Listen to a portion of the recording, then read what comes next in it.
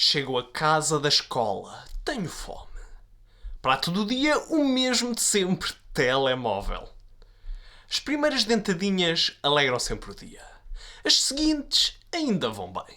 As depois já sabem a escola.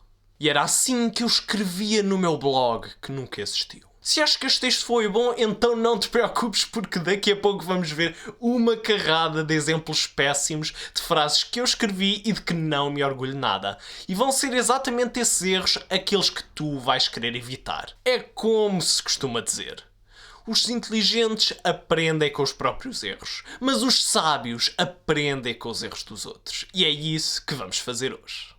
É verdade, o minimalismo está em todo o lado. E é exatamente o minimalismo aquilo que te vai fazer escrever melhor. Mas afinal, o que é que o minimalismo tem a ver com escrever melhor?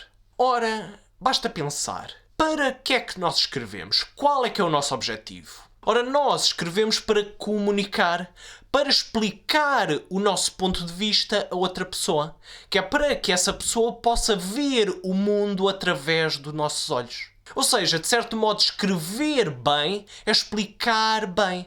Ou seja, os bons escritores são bons explicadores. E é aqui exatamente que entra o minimalismo. Porque uma boa explicação é o quê? É uma explicação simples. Por isso, um texto bom é um texto simples.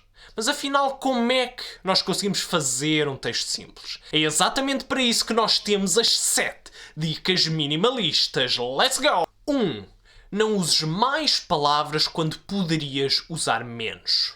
Quanto menos palavras a nossa frase tem, mais clara é a mensagem que estamos a passar. E afinal de contas, isso é que importa. Por isso, onde puderes cortar palavras, corta. E onde puderes substituir mais palavras por menos palavras, então ótimo.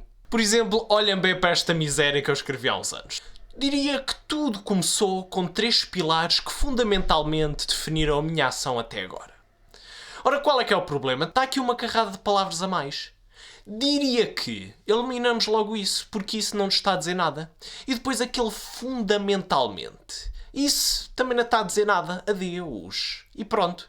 O que é que ficamos? Ficamos com: tudo começou com 3 pilares que definiram a minha ação até agora. A mensagem está muito mais clara e nós percebemos muito melhor aquilo que estou a dizer. 2. Não uses palavras mais longas quando poderias usar palavras mais curtas. A ideia é exatamente a mesma. A mensagem fica mais curta, ou seja, fica mais clara. E de certo modo o texto também flui melhor. Por exemplo, é algo que varia substancialmente de pessoa para pessoa. Ora, este substancialmente é uma palavra longuíssima e está aqui a dificultar a nossa compreensão. Por isso nós substituímos por uma palavra mais curta. Por exemplo, muito. E como é que fica então? É algo que sem dúvida varia muito de pessoa para pessoa. Ora, já soa infinitamente melhor. Mas já agora, era sequer necessário ter este muito? Se calhar até podíamos tirar. É algo que sem dúvida varia de pessoa para pessoa. Ora, a ideia ainda está mais clara. E já agora, este sem dúvida é mesmo necessário? Eu acho que não. Por isso, como é que fica? Isto é algo que varia de pessoa para pessoa.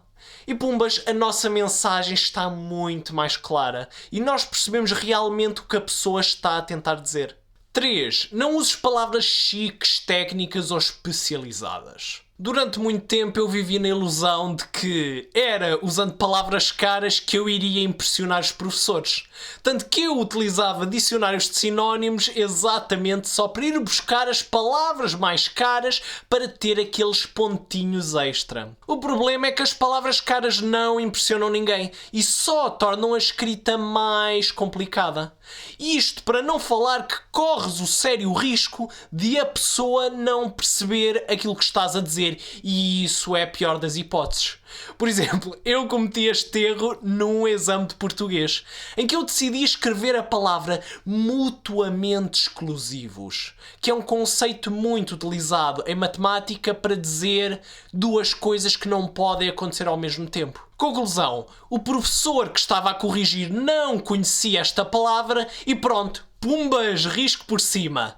Aquilo que eu pensava que me iria dar mais pontos ainda acabou por me tirar pontos. Epá, perfeito. Por isso, qual é a lição? Não uses palavras chiques, em vez disso explica a mesma coisa, mas por palavras simples. 4. Elimina as frases que não dizem nada.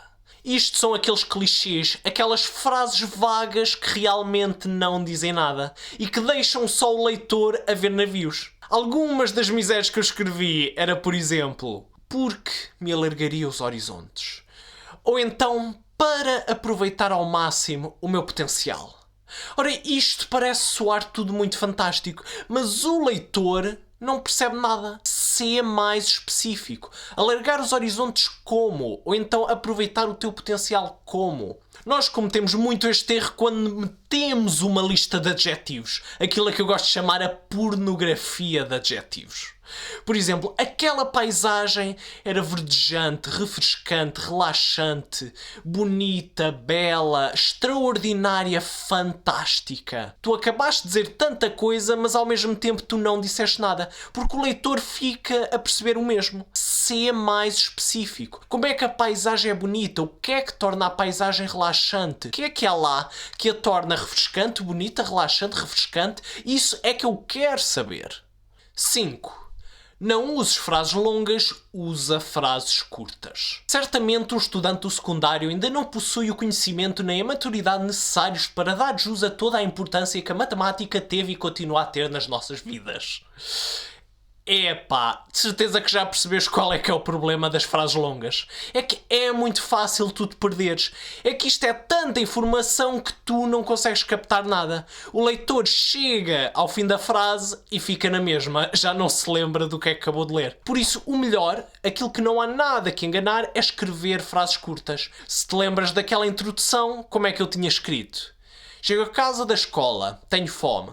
Prato do dia, o mesmo de sempre. Telemóvel.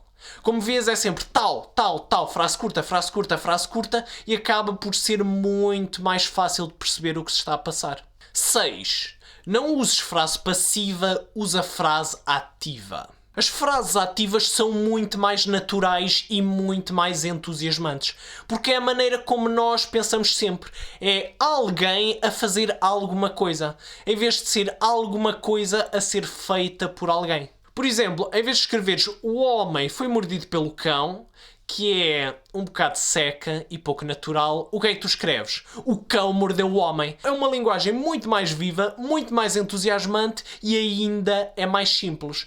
Por isso é muito mais fácil o leitor perceber. E também ele consegue verdadeiramente imaginar o que se está a passar. E claro, isso é que interessa. 7. Quebra qualquer uma destas regras antes de sacrificar a compreensão do leitor. O mais importante é sempre o leitor perceber aquilo que estamos a dizer. Por isso também há que ser minimalista no minimalismo. Se para o leitor perceber melhor for preciso colocar mais palavras ou mais frases, ou mesmo clichês, o que duvido, então coloca. Porque o mais importante é sempre o leitor. Mas se nós já vimos tantas coisas que nós não devemos fazer, então afinal o que é que nós devemos fazer? Na verdade, um bom texto só precisa de 3 coisas.